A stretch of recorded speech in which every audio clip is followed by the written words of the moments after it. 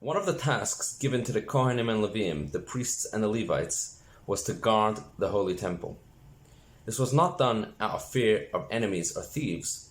Rather, this was a sign of respect and reverence, because the temple is Hashem's palace.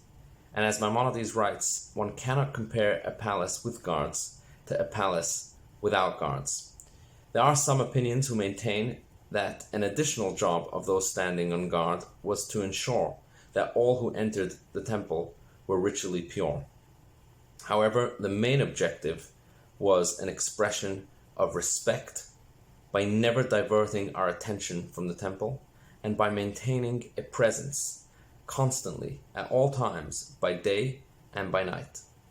This mitzvah was originally given to Aaron and his sons the Kohanim, who together with the assistance of the Leviim were commanded to guard the tabernacle in the desert. In the temple in Jerusalem, the Kohanim and Leviim would take up positions in 24 locations around the temple and would stand guard all night long. Standing guard all night is not necessarily the easiest job, but if you are on duty, you did not want to get caught sleeping on the job, because the officer of the Temple Mount would go around all night inspecting and making sure that the guards were awake doing their job. If he would catch a guard sleeping, he would wake them up by hitting them with his rod. He even had the authority to burn their clothes.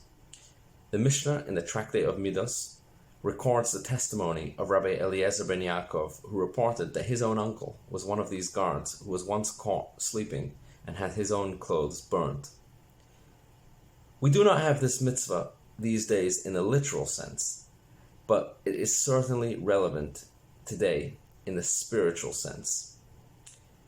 You see, we've mentioned in the past that we all need to build our own miniature temple in our own life.